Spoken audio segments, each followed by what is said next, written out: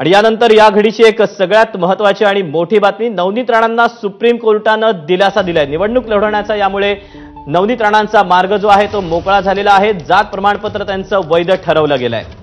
या घडीची सगळ्यात महत्त्वाची आणि मोठी बातमी, नवनीत राणांचं जात वैधता प्रमाणपत्र हे सुप्रीम कोर्टानं वैध ठरवलंय। अधिकचे अपडेट जाणून घेऊयात। सोमेश कोलगे नवी दिल्लीतून आपल्या सोबत आहे। सोमेश, एक सगळ्यात मोठा दिलासा आता नवनीत राणा यांच्यासाठी हा म्हणावा लागेल।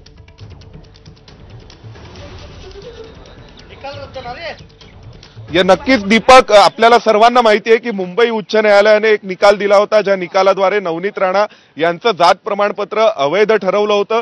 तसंच जात पडताळणी समितीने, महाराष्ट्र सरकारच्या जात पडताळणी समितीने नवनीत राणा यांना यांची जात प्रमाणपत्र जे वैध ठरवलं होतं, जे त्यांचे पुरावे कन्सिडर केले होते ते सगळे अवैध मुंबई उच्च न्यायालयाने ठरवले होते। त्या विरोधात नवनीत राणा अपिलात सुप्रीम कोर्टात आल्या होत्या।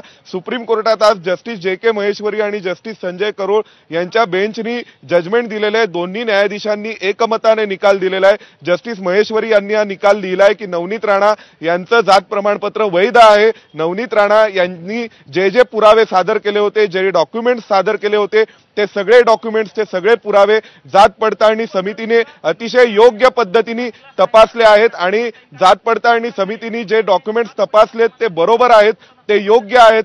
त्यामुळे मुंबई उच्च न्यायालयाने जात पडताळणी समितीच्या निकालामध्ये हस्तक्षेप करण्याचं कोणतंही कारण नव्हतं असं सुप्रीम कोर्टाने म्हटलंय। आणि त्याचवेळी सुप्रीम कोर्टाने म्हटलंय की म्हणून आम्ही मुंबई उच्च न्यायालयाचा आदेश अवैध ठरवतोय आणि नवनीत राणा यांचं जात प्रमाणपत्र वैध आहे। जात पडताळणी समितीने जे डॉक्युमेंट्स कन्सिडर केले ते योग्य आहेत, अशा स्वरूपाचा निकाल हा आता सर्वोच्च न्यायालयाने दिलेला आहे। आणि त्यामुळे नवनीत राणा यांना मोठा दिलासा आहे।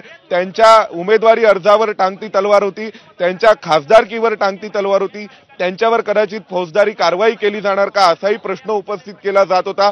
कारण मुंबई उच्च न्यायालयाने त्यावेळी सिस्टमॅटिक फ्रॉड म्हटलं होतं त्या सगळ्या प्रकाराला।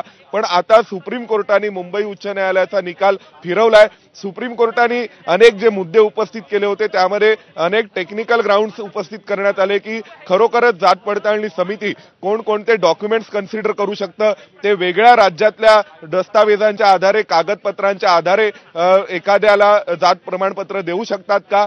तसंच पंजाबमधील त्यांचे पुरावे कोणते होते, इतर त्यांनी जे पुरावे सादर केले ते कोणते होते, अशा स्वरूपाची वेगवेगळी चर्चा ही संपूर्ण सुनावणी दरम्यान झाली होती। आणि त्यानंतर आता शेवटी निष्कर्ष निघालाय की नवनीत राणा यांचं जात प्रमाणपत्र वैध आहे, त्यांना हा मोठा दिलासा आहे। नवनीत राणा या खासदार म्हणूनही कायम राहतील आणि आता अमरावती या अनुसूचित जातींसाठी आरक्षित असलेल्या मतदारसंघातून यशस्वीपणे आपली निवडणूक लढवू शकतील। इतका मोठा दिलासा हा सध्या सुप्रीम कोर्टाने नवनीत राणा यांना दिलेला आहे। आपल्या सोबत